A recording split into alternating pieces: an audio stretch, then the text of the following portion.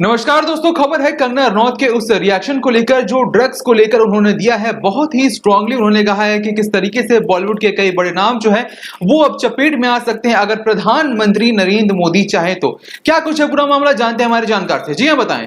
जी हाँ, बिल्कुल आकाश। जब से रिया चक्रवर्ती के व्हाट्सएप मैसेजेस रिट्रीव होकर एक के बाद एक सामने आ रहे हैं, लगातार नए नए खुलासे चौंकाने वाले हो रहे हैं। ये वो तमाम मैसेजेस हैं आकाश जो कि रिया चक्रवर्ती ने डिलीट कर दिए ताकि ये मैसेज जो हैं वो पब्लिक डोमेन में ना आ पाए। लेकिन अब ईडी जो है, जो उनके फोन उन्होंने सीज किए थे, उन फोन से ये तमाम मैसेजेस जो हैं वो रिट्रीव हो रहे हैं और जिसमें सारी कहानी जो है एक एक कर आ रही कि किस तरीके से रिया चक्रवर्ती ने ड्रग्स को लेकर पूरा ताना बाना जो है वो सुशांत सिंह राजपूत के इर्द गिर्द बुना था। अब इसका महेश भट्ट से क्या कनेक्शन है वो आगे आएगा, लेकिन फिलहाल इसे लेकर एक बड़ा रिएक्शन आ रहा है। रिएक्शन है कंगना रनौत का।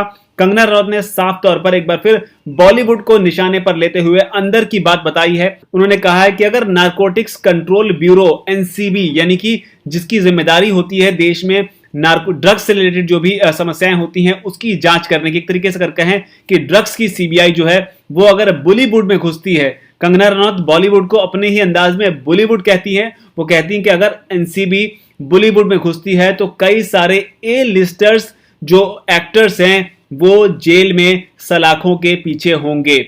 ए लिस्टर्स का मतलब जो है जितने भी टॉप क्लास के एक्टर्स आज की तारीख में हैं, और अगर उनका ब्लड टेस्ट कराया जाए तो कई सारे चौंकाने वाले खुलासे जो होंगे वो सामने आएंगे। तो ये कंगना रनौत ने कहा है। साथ ही उन्होंने पीएमओ इंडिया को, यानी कि प्रधानमंत्री मोदी का जो ऑफिस है, उसे भी टैग करते हुए कहा है कि आशा करती हूं कि प्राइम मिनिस्टर ऑफिस का जो स्वच्छ भारत मिशन है सफाई को लेकर, वो बॉलीवुड में भी एंटर करेगा और बॉलीवुड का जो भी गटर है उसको साफ करेगा। तो ये कंगना रनौत का बहुत ही स्ट्रांग मैसेज जो है वो आया है ड्रग्स को लेकर। साथ ही इस मामले में आकाश विकास सिंह जो है सुशांत सिंह राजपूत के पिता के वकील, उन्होंने भी कहा है कि अब ये ड्रग्स का एंगल अगर खुलकर सामने आया है तो इस पर जब प्रॉपर जांच होगी तो कई सारी ऐसी चीजें भी निकलकर सामने आ सकती हैं, यानी कई ऐसे बड़े खुलासे भी हो सकते हैं जिसकी उम्मीद अब तक शायद लोगों ने ना की हो। उन्होंने कहा है कि जब इस तरह की जांच होती है तो ये दो तरीके से चलती है, एक तरीके से चेन की तरह चलती है, यानी कि ड्रग्स कहां से आती थी, क्योंकि जो ड्रग दे रहा है या ड्रग डीलर है वो अकेला नहीं होता है, उसके पीछे एक लंबी चेन होती है, उसको संरक्षण देने वाले एक के पीछे एक, एक के पीछे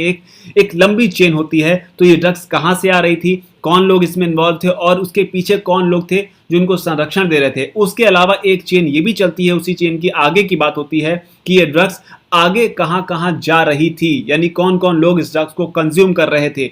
तो ये एक बड़ी बात जो है इस बार इस मामले में निकलकर सामने आई आकाश।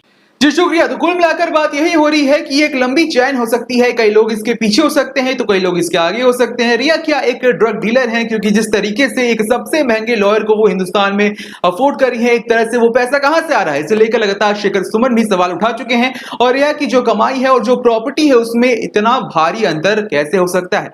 रिया अब बुरी तरह से फंसती हुई नजर आ रही है। बहरहाल इस पूरी खबर पर आपकी क्या राय है कमेंट सेक्शन में लिखकर बताएं। इस वीडियो को लाइक करें, शेयर करें। हमारे चैनल DHF फट्टा को अगर अब तक आपने सब्सक्राइब नहीं किया है तो हमारे चैनल को सब्सक्राइब कर ले। इस वीडियो को यहां तक देखने के लिए आपका धन्यवाद।